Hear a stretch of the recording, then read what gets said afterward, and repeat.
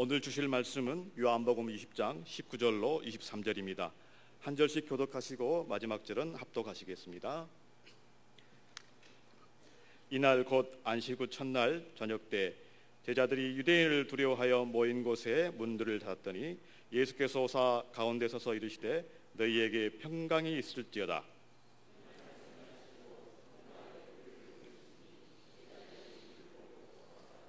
예수께서 또 이르시되 너희에게 평강이 있을지어다. 아버지께서 나를 보내신 것 같이 나도 너희를 보내노라. 그들을 향하사 주시며 이르시되 성령을 다 같이요.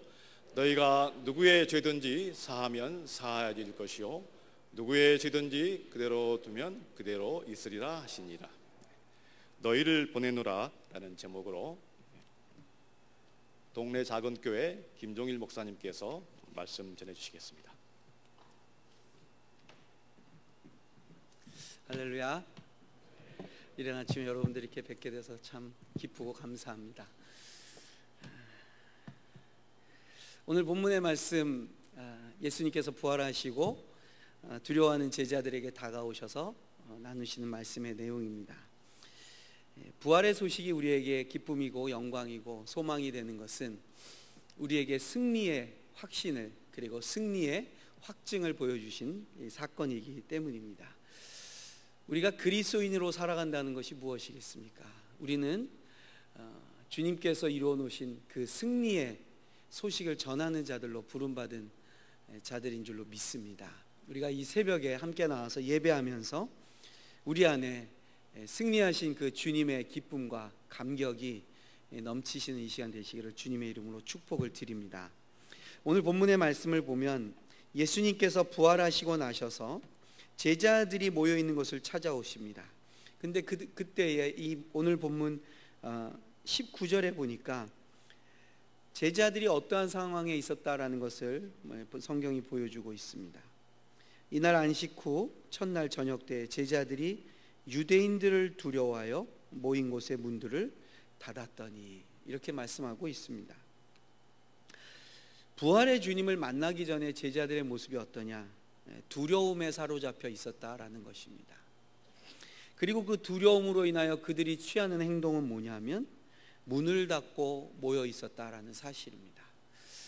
교회는 단순히 모여 있다고 해서 교회가 아닙니다.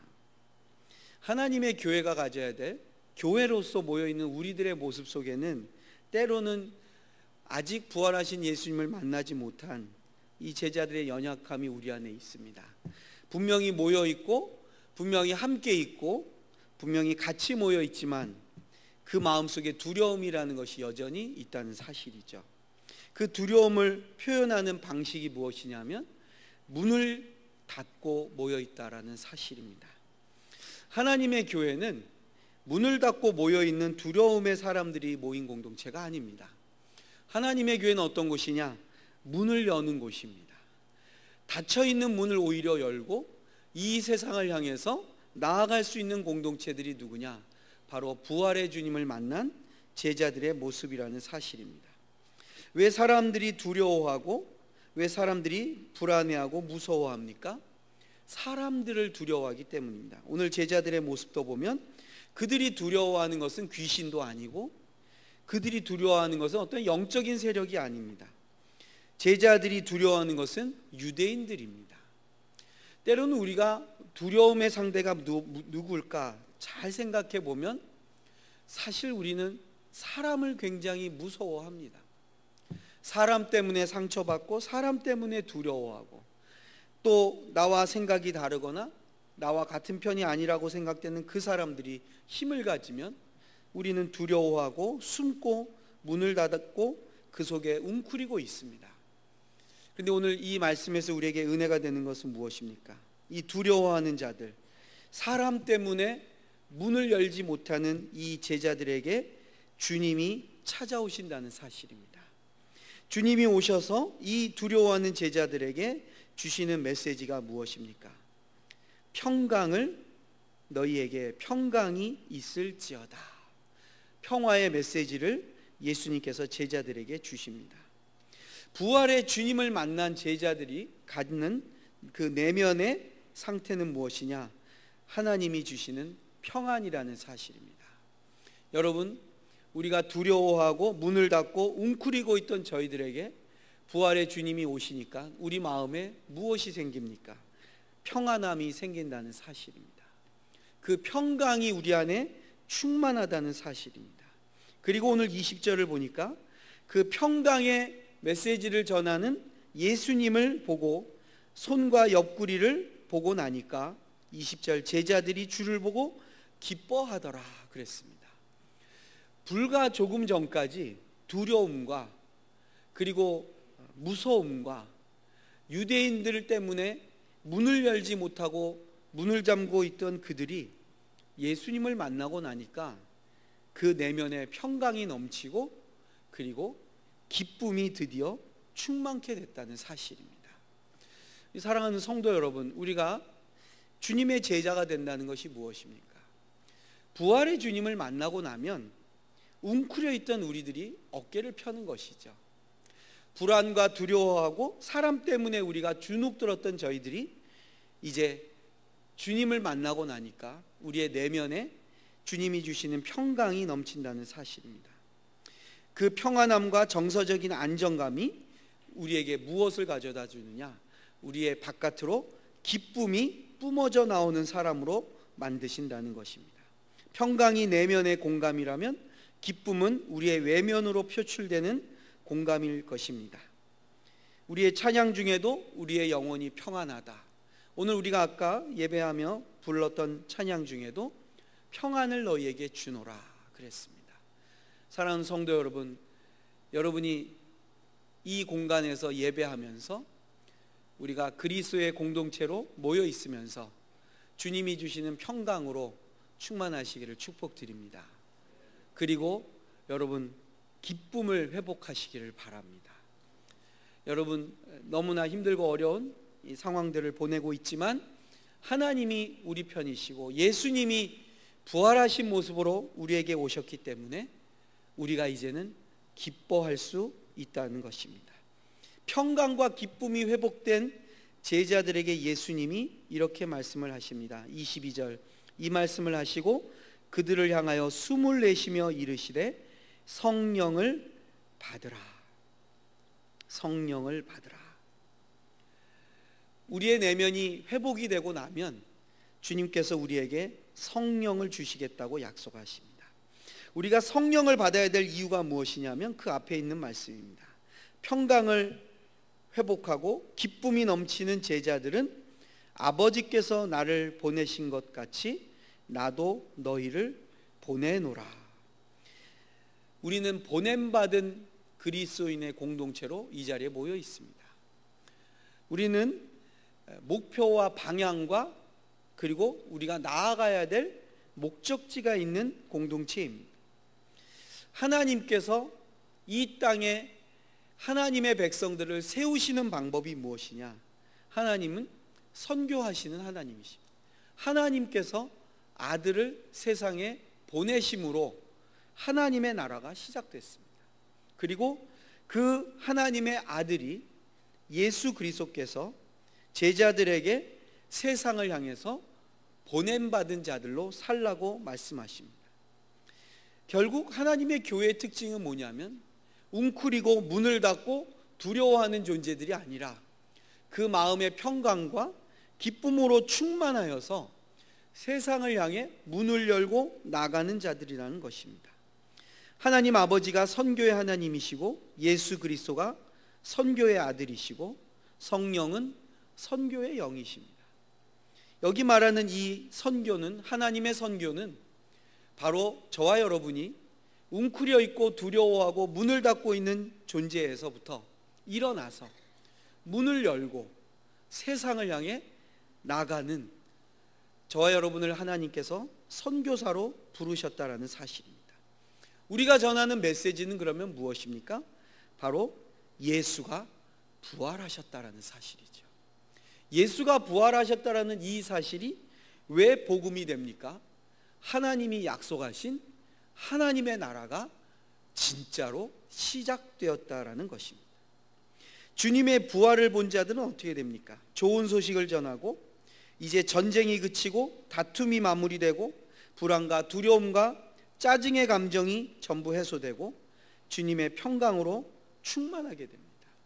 그래서 우리가 이 복된 소식을 전하는 보냄받은 공동체로 하나님 앞에 세워진다는 사실. 그런 면에서 보면 복음은 설득도 아니고, 복음은 조언도 아니고, 복음은 부활하신 예수님을 만나고 손으로 만지고 그리하여서 그 내적인 평강과 기쁨으로 충만한 사람이 전하는 선포의 메시지라는 사실입니다. 이제 전쟁이 끝났다라는 것입니다. 이제 결론이 났다는 것입니다. 누가 이겼느냐? 우리 주님이 승리하셨다라는 것이죠. 여러분, 우리가 여기 모여 있는 이유가 뭐냐? 문을 닫고 두렵고 벌벌 떨면서 있는 존재로 부른 것이 아니고, 여러분은 주님께서 세상을 향해서 나가라고 부르신 하나님의 선교 공동체라는 사실입니다. 여러분이 이 자리에 모여 있는 이유가 무엇인지 아십니까? 하나님께서 사랑의 교회 성도들 가운데 여러분들을 왜 이곳으로 불러내신지 아십니까? 주님이 승리하셨다라는 소식의 메신저로 주님께서 여러분을 부르셨다는 것입니다. 주님의 부름을 받은 자들은 더 이상 두려워할 이유가 없습니다. 그리고 그 부름받은 자들의 삶의 관점과 그 내면의 상태는 무엇이냐? 기쁨과 평강으로 충만하였다라는 것입니다. 그 사람들이 누구냐? 바로 성령을 받은 예수의 공동체라는 것입니다. 오늘 말씀에 보면 이 평강으로 충만하고 기쁨으로 가득 찬 예수님의 제자들이 성령의 사람이 되어서 그들에게 주신 사명이 오늘 말씀 23절 마지막에 나오고 있습니다. 너희가 누구의 죄든지 사하면 사하여질 것이요 누구의 죄든지 그대로 두면 그대로 있으리라 하시니라. 여러분, 죄를 사하는 권세, 용서할 수 있는 그 능력이 누구에게 있습니까? 바로 승리를 경험한 자만이 용서를 할 수 있습니다. 예수의 공동체가 누구냐? 용서할 수 있는 능력이 있는 것입니다. 용서는요, 힘이 없으면 용서할 수 없어요. 용서할 수 있는 자가 누구냐면 승리를 확신하는 자가 용서할 수 있습니다. 죄를 사한다는 것이 무엇이겠습니까? 용서하는 것입니다. 여러분, 세상에서 보면 권력을 잡거나 왕위에 오르거나 대단한 힘을 갖게 되면 어떻습니까? 사사로운 일을 다 용서하는 사람이 됩니다. 힘을 얻은 자의 특징이 뭐냐면 자잘한 것을 다 덮어주는 아량을 베풀게 됩니다. 예수님께서 용서할 수 있는 권한을 제자들에게 지금 부여하고 계십니다. 죄를 사하는 권세는 예수님의 공생애 때도 예수님이 죄를 사하는 권세를 쓰실 때에 유대인들이 반발하고 도전하고 네가 뭔데 죄를 용서하냐고 대들던 주제였습니다. 근데 여러분, 놀랍게도 이제 그 죄를 사하는 용서의 권세가 예수님이 가지신 그 승리의 능력이 제자들에게도 죄를 사할 수 있는 권세로 흘러가고 있다는 사실입니다. 여러분, 용서는 누가 하느냐? 승리한 사람이 용서하는 것입니다. 그러면 우리가 용서할 수 있다는 건 뭐냐? 내 안에 주님이 이기셨다라는 믿음이 있을 때 용서가 있는 것입니다. 거꾸로 말하면 우리가 믿음이 있으면 어떻게 됩니까? 용서할 수 있어야 된다는 사실입니다. 승리했다라는 확신이 없으면 우리는 사람을 끌어안을 수 없습니다. 사면의 시대가 드디어 열린 것입니다. 묶여있던 결박을 풀어주는 일에 주님께서 제자들을 부르고 계십니다.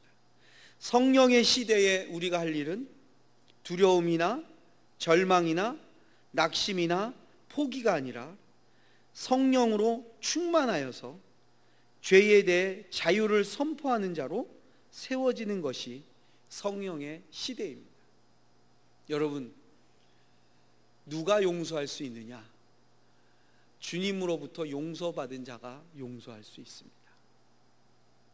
은혜를 받은 자가 용서할 수 있습니다. 우리가 이겼다라는 증거는 어디에 있느냐? 내 안에 용서할 수 있는 마음이 있느냐라는 것입니다.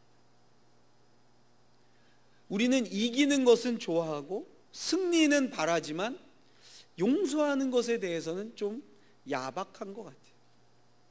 근데 예수님께서 제자들에게 세상으로 나가라고 말씀하시면서 세상에 나가서 제자들이 할 일이 뭐냐? 죄를 사하는 권세를 쓰라는 것입니다. 여러분, 용서는요, 힘입니다. 용서는 마지못해서 하는 게 아니고요, 용서는 무서워서 하는 게 아니고요, 용서할 수 있는 사람은 승리한 사람입니다. 그렇다면 우리가 용서하고 죄를 사하는 권세를 행하기 위해서 주님이 여러분들을 부르신 줄로 믿습니다. 이 용서할 수 있는 승리자로 주님 앞에 저와 여러분이 설 수 있기를 바랍니다. 용서는 그 사람의 회개나 그 사람의 반응을 묻지 않는 것입니다. 주님이 우리를 용서하실 때 우리가 용서받을 만해서 용서받았느냐? 아니라는 거예요. 우리가 죄 씻음을 받을 만한 대단한 일을 해서냐? 아니라는 것입니다. 그냥 용서는 내가 가지고 있는 능력으로, 성령의 능력으로 죄 없다고 인정하는 것입니다. 우리가 그래서 구원받은 것입니다. 주님이 제자들을 찾아오실 때 제자들이 문을 활짝 열어놓고 주님 여기 앉으십시오 하고 준비를 다 갖춰놓고 있었느냐? 아니라는 거예요. 그 부활하신 주님을 만나려고 제자들이 대단한 준비를 하고 있었느냐? 아니라는 거예요. 아무것도 해놓지 못하고 오히려 그들의 현실 속에서 벌벌 떨고 있는 제자들을 주님이 찾아오셔서 그들에게 평강을 주시고 기쁨을 회복시키시고, 그리고 그들을 향해서 무엇라고 말씀하시느냐? 이제 성령을 받고 성령의 시대에서 세상을 향해서 나가라고 말씀하고 있습니다. 저는 몇 번 여기 와서 말씀을 전했습니다. 제가 개인적으로 또 제가 저희 교회에서 성도들과 교제하면서 나누는 이야기 중에 하나가, 저는 여러분들에 대한 관심이 좀 있습니다.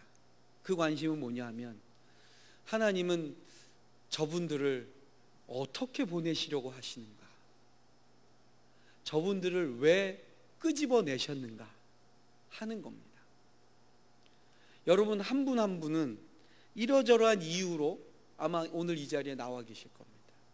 여러분들 각자 신앙의 결단으로 이 자리에 모여서 예배를 드리실 겁니다.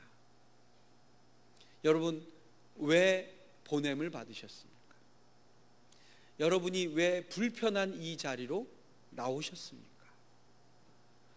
하나님은 여러분들을 통해서요, 죄인을 용서하는 그 하나님의 마음이 이 세상에 퍼져나가기를 보고 계시고 보고 싶어 하시는 줄로 믿습니다.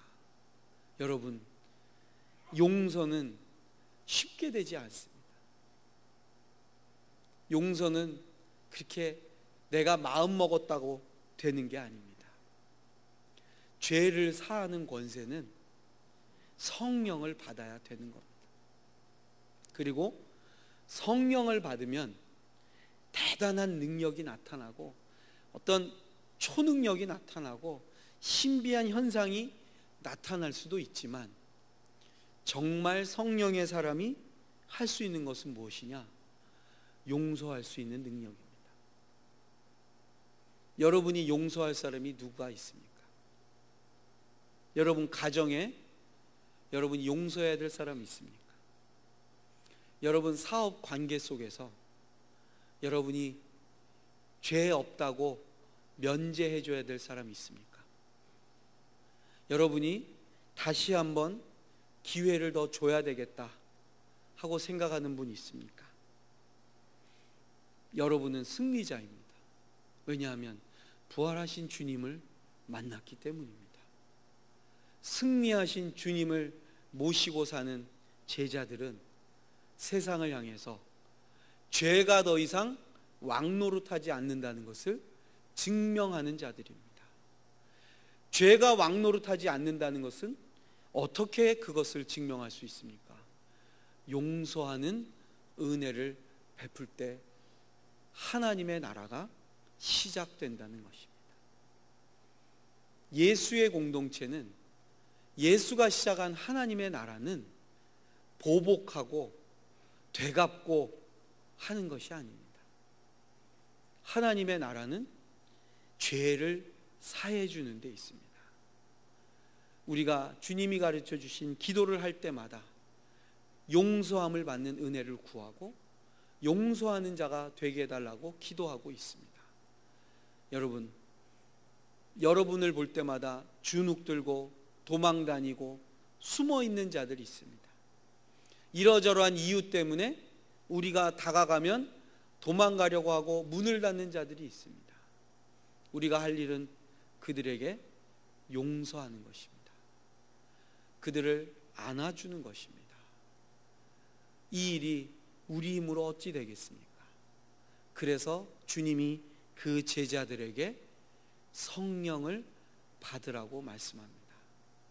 오늘 이 한국 땅 안에 하나님께서 종교개혁 500주년을 통해서 다시 한번 성령의 시대를 열어주시기를 간구하면서 모쪼록 이 아침에 모여 우리가 함께 기도하며 우리가 죄를 사하는 권세를, 그 천국의 열쇠를 기꺼이 사용하고 하나님 앞에 내 형제를, 내 자매를 용서할 수 있기를 주님의 이름으로 축복을 드립니다. 같이 기도하겠습니다. 하나님, 도무지 문을 열 용기도 나지 않고 사람들 때문에 눈치 보고 숨어서 벌벌 떨던 저희들을 주님 찾아오셔서 평강을 주시고 기쁨을 회복해 하시니 감사드립니다. 주님, 그 평강과 기쁨으로 충만케 하시고 성령을 우리에게 부어 주셔서 세상을 향해 발을 떼고 나아갈 수 있게 인도하시니 감사드립니다. 하나님, 이 세상이 용서함 받지 못하고 그 죄로 인하여서 우리처럼 숨어있던 영혼들이 우리 주변에 너무나 많습니다. 주님, 이제 우리가 다가가서 그들의 죄를 사하게 하여 주시옵소서. 그들을 일으키게 하여 주시옵소서.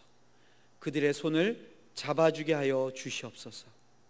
하나님, 이제 내가 용서받은, 구원받은 죄인으로 나도 그 의인의 기쁨을, 그 의인된 평강을 나누어주고 용서하는 사람 되게 하여 주시옵소서.